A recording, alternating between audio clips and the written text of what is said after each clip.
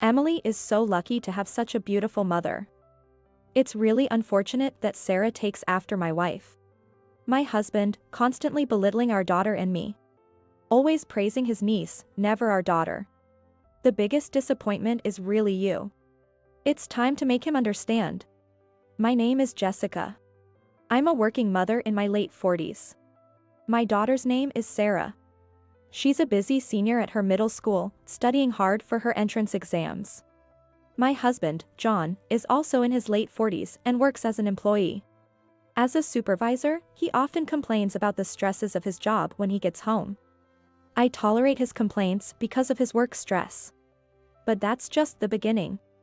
John tends to take out his frustrations on his family. He openly insults our daughter and me. He routinely says that the food I prepare is tasteless. He says it every time he eats. But he eats them all. After meals, he complains about the house not being clean. He runs his finger along the window sash and says, "Dust. Do it over." It's like living in an old TV drama. Finally, you're useless and a disappointment as a wife. Criticizing how I do the dishes, which is beyond frustrating. But it doesn't stop there. John says terrible things to our daughter as well. Despite being his own child, he criticizes everything she does. At her age, it's normal to care about her appearance, but if she changes her hairstyle, he says, it doesn't suit you. If she joins an extracurricular activity, he says, quit that useless activity. Even if she gets good grades, he says, is that all you got? Do better, never giving her any praise. Whenever he speaks, comfortable family time becomes the worst. Sarah and I have had enough of him. One day, we visited my in-laws during a long weekend. My husband's older brother and his family live with his parents. We rarely visit them. My brother-in-law is a kind and nice guy. Their only daughter, Emily, is also a senior at her middle school like Sarah, and she's a very nice girl too.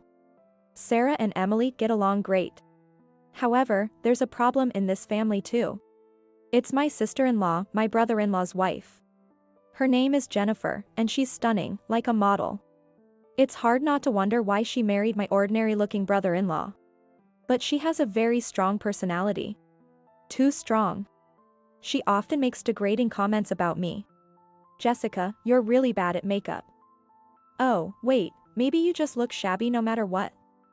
I get told I'm beautiful even without makeup. And that's just the tip of the iceberg. Those are her least harmful comments. The other day, I lost weight again. I can eat anything and not gain weight.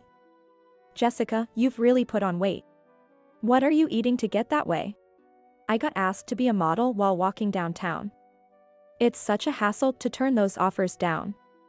You don't have to worry about that, Jessica. Lucky you.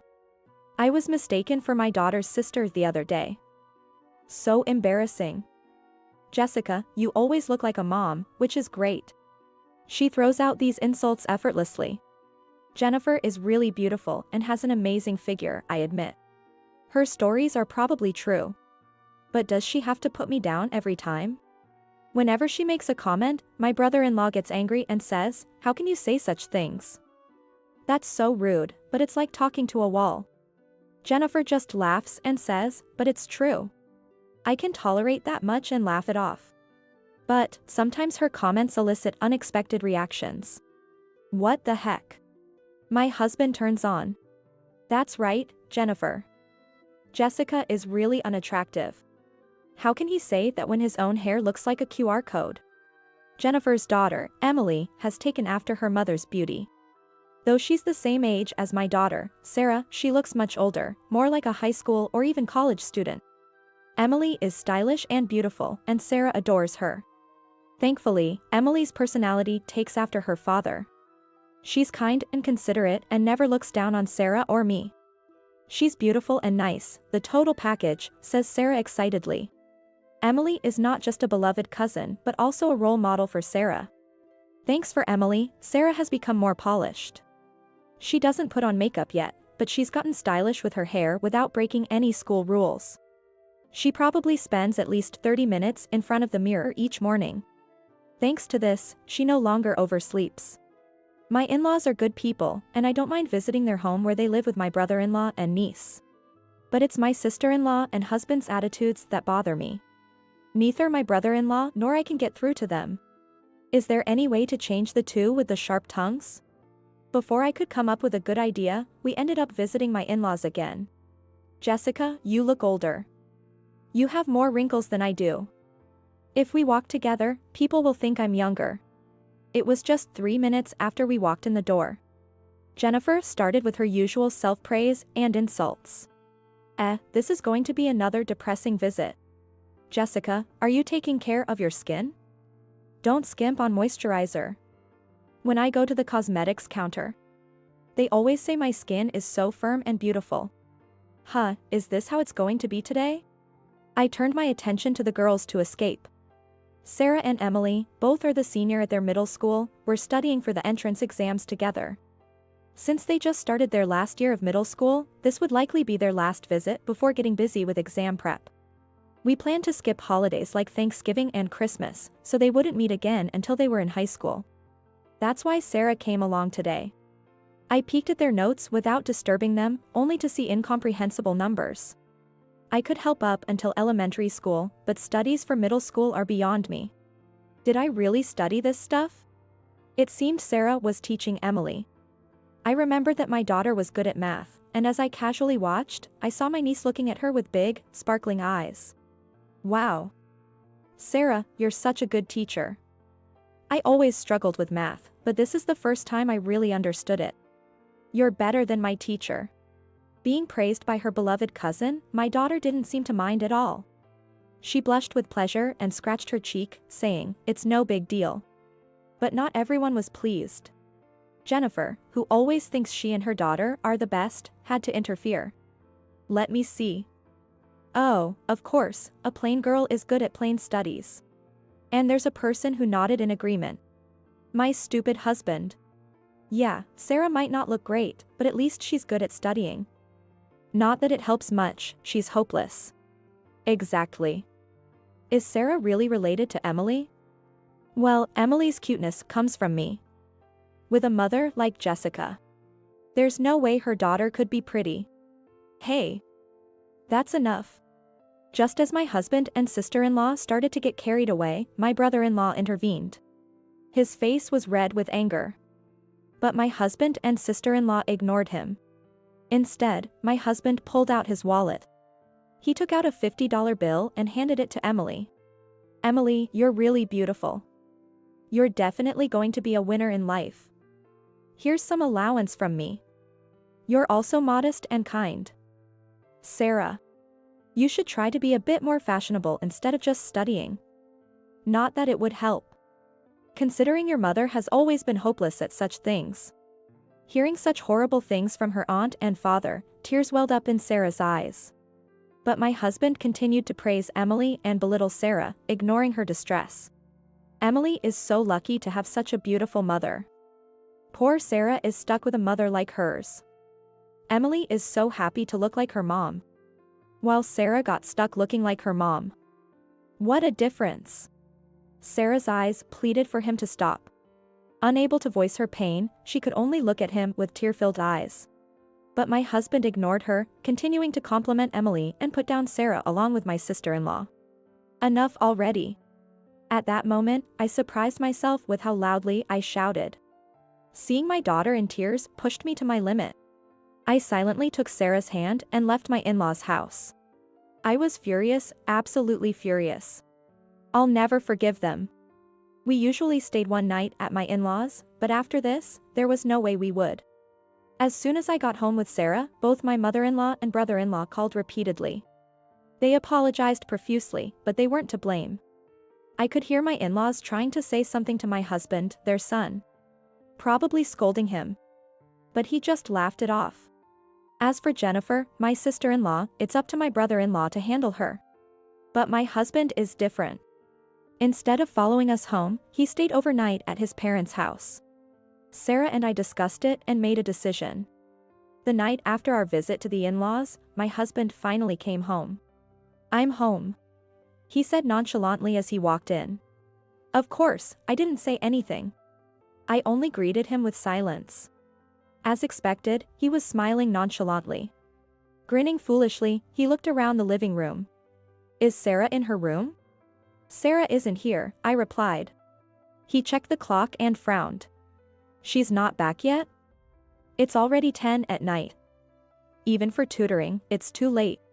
In response to my husband's words, I exaggerated a sigh, and stood up from the couch. On my way to the fridge, I casually said to him, she's not here anymore, and opened the refrigerator. What? My husband tilted his head, not understanding what I meant. Noting his confusion out of the corner of my eye, I opened a can of beer. The satisfying sound of opening the can echoed through the room. What do you mean she's not here? Did she go to a friend's house? I mean exactly what I said. She's not living here anymore. What? Huh?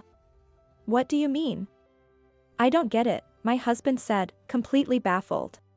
I mean she's gone because she doesn't need a horrible father like you, I replied. What? Gone? Where did she go? How should I know? I said nonchalantly.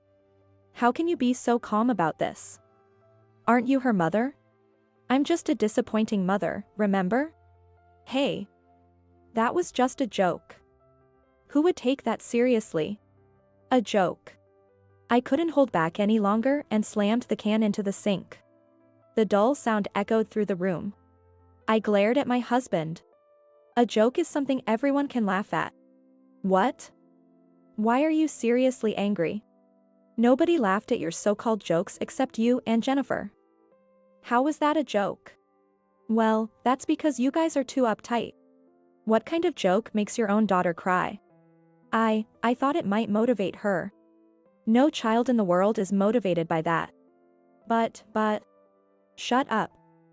No more excuses. You've done enough to be abandoned by your daughter. Abandoned? Sarah would abandon me. That's why she has gone. No. Didn't he really understand how serious his actions were until it was pointed out to him? It's pathetic. With a pale face, my husband grabbed my arm. I coldly brushed it off. What should I do? I don't know. Maybe if I apologize, she'll forgive me? This is the result of over a decade of your behavior. It's not that simple. He seemed to realize the meaning of my words.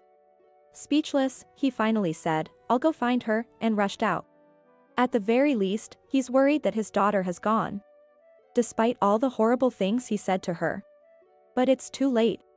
After he left, I went to my room and grabbed my bag. It was a large bag, like I was going on a trip.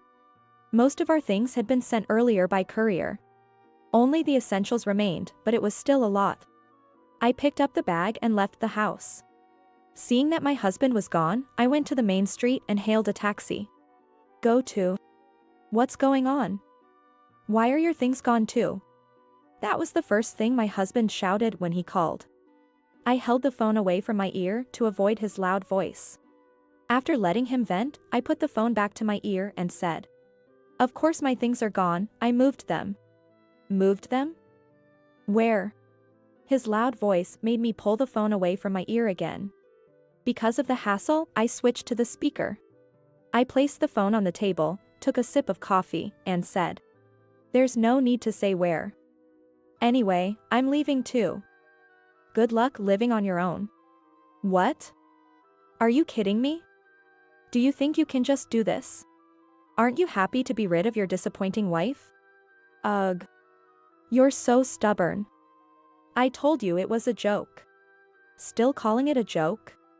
Just as I was about to raise my voice at my unrepentant husband. Dad, your jokes aren't funny at all. You can't make people laugh by hurting your daughter. Sarah shouted from beside me. He was shocked to hear that. He shouted in a panicked voice, Sarah. Are you there with your mom? Of course, I am. Mom and I are at Grandpa and Grandma's house, she replied. Grandpa and Grandma's? You mean at Jessica's parents' place? Yes, that's exactly where we were. Sarah and I had gone to my parents' house in the neighboring district. I understand, I'll come get you now. Let's talk things out, okay, he said and hung up. Fine. But I wondered if he was ready to have that conversation. I thought as I glanced behind me. About 10 minutes later, my husband arrived in a car. And he became speechless. Why is everyone here? His shock was understandable. At my parents' house were my parents, his brother, and even Jennifer and Emily. This group rarely gathered outside of major family events. He was at a loss for words in front of everyone. I smiled to my husband and pointed to the floor. Why don't you have a seat right here? It was in the center of a circle formed by me, my parents, my brother-in-law, my in-laws, my daughter and my niece. Here. Yes, right here. Faced with my firm smile, he reluctantly sat down with a strained expression. Meanwhile, Jennifer was sitting alone outside the circle. So, do you have anything to say?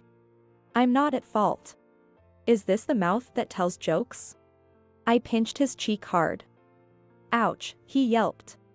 Rubbing his reddened cheek, he said. Because it was a joke. Is this the mouth that tells jokes? Ouch, ouch, ouch. Just as I lost my temper with my husband's ridiculous attitude, I handed it over to my parents. They began to speak. John, what do you think a family's role is? As the head of the family, shouldn't you be protecting them? I was protecting them. Is mocking your daughter and wife your way of protection? Do you even love Sarah? Of course. With overflowing love. Criticizing her daily and comparing her unfavorably to others, is that your overflowing love? Ugh. My husband was at a loss for words under my father's glare. Then my in-laws spoke up. What a foolish son we have. What? My husband was shocked by their harsh words. But my in-laws didn't stop. We must have raised you wrong.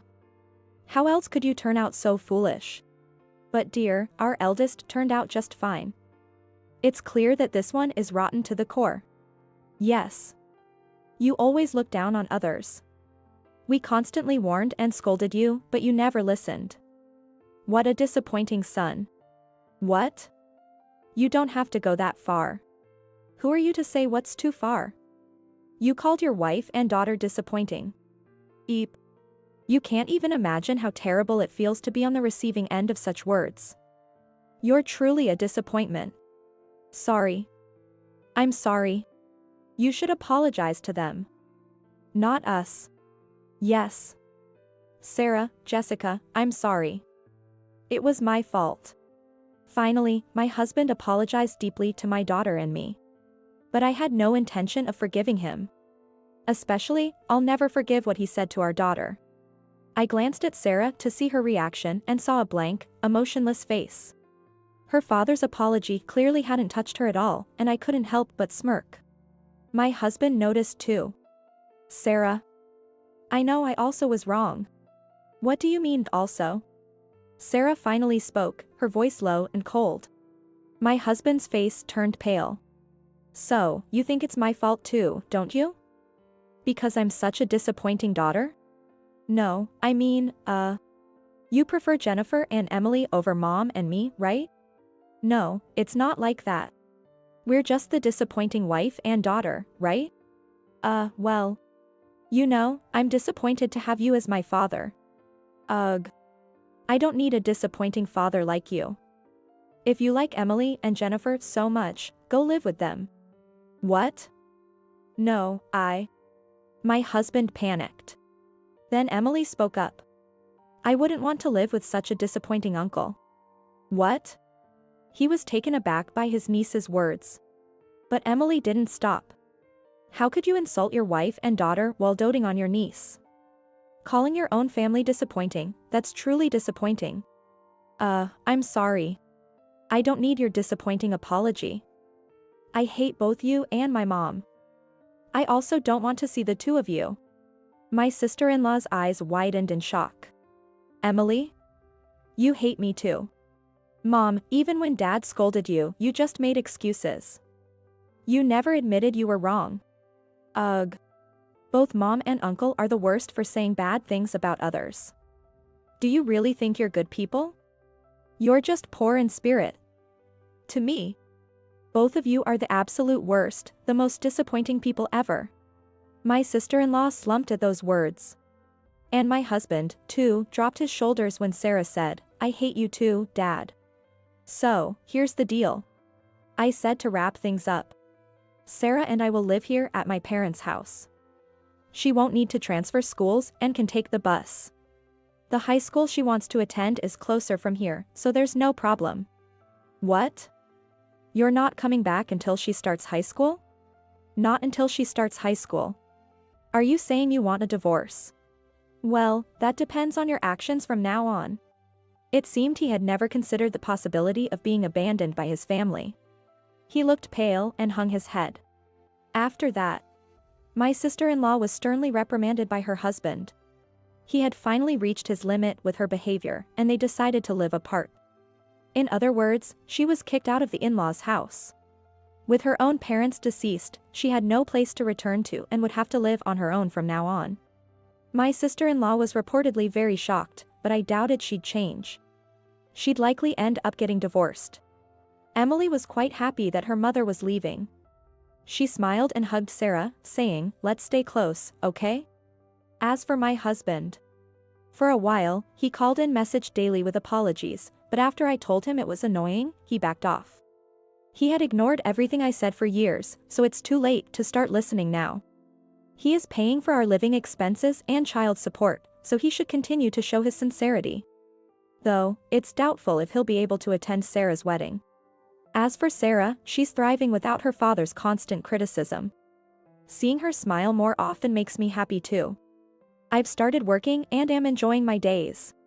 At this rate, we might not need the money from my husband anymore. I thought what this implies is, and smiled to myself.